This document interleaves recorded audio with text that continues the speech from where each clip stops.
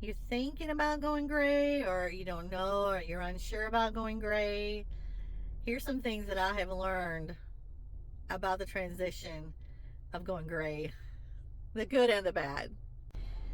Just a couple of things to keep in mind if you're trying to go gray and you want to go gray and you don't want to have to color your hair anymore. That's the freedom of the whole thing, is just not having to color your hair. And I was getting to the point where I was trying to color my hair every week to 2 weeks there at the end, right before I made this decision. But you never know what you're going to get. Never know. And I feel like my hair, what I got, I am happy with. Um, I got this white piece that my mom had, that same white piece, and I always loved her hair because she had that blonde, and then she had that white piece that was kind of like a $1 million piece. And I still haven't gotten the money for that. But anyway, I feel like I have that $1 million piece that comes down, right here, kind of frames your face. You never know what you're going to get. So you could get something completely different than what you're thinking you're going to get, for sure. Now, there's a demarcation that you're going to go through in the beginning, and it's going to be bad.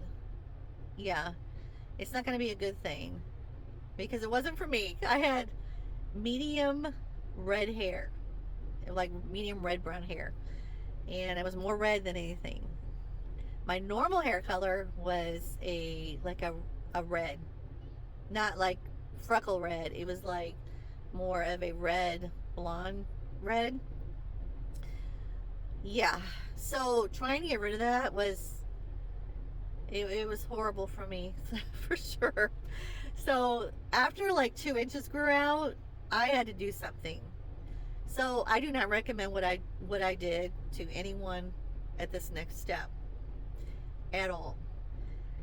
What I did was I took one of those frosting kits with the bleach in it, and I put that all over my hair, all over, to strip that red out of there, because that demarcation was so drastic. I looked, to me, I looked like a lunatic, for sure. It was hard for me to go out in public like that at all. So I'm like, what am I going to do? I have to go to work. There was one point where I was wearing hats and things like that, and it was like, oh my God, this is getting crazy. So I took the bleach. It made it like an orangish brown, red. The red was still there. The red was holding on for dear life. It was golden, and I'll pop some pictures up for you on there. And then I was like, you know what? That worked. I'm going to do it again. So put the bleach all over my hair. Don't do that. Don't do that. Because I had to cut a lot of my hair off after that, which I needed a haircut anyway. But anyway, then it brought it to like a yellow, like a, not canary yellow, like a yellow blonde. And I could deal with that for a little while. And I did for a long time but how many years did it take for me to grow it out all the way? 2 years. 2 years. I think your hair grows a half an inch every month. So 2 years of just dealing with it.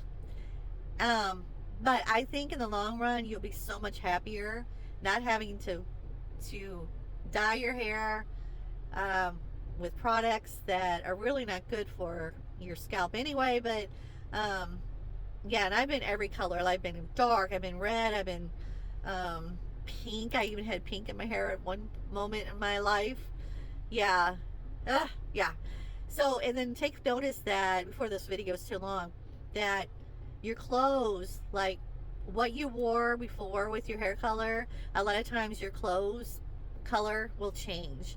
Like mine, I wore a lot of blues before, but like red, like a red shirt, I think looks better on me than ever, just with the color, the skin tone, and things like that. What good looks good with grayish, because there's different versions. Salt and pepper hair, or just gray hair, is royal blue, red, lavender, pink, are just some of the mini colors that you can wear now, and they'll look fabulous on you. So if you're thinking about going gray, Do it. Do it. It is the best, probably one of the best decisions. It may not seem like that in the beginning, but it will be the one of the best decisions you'll make in your life. I promise you. Let me know if you have any questions.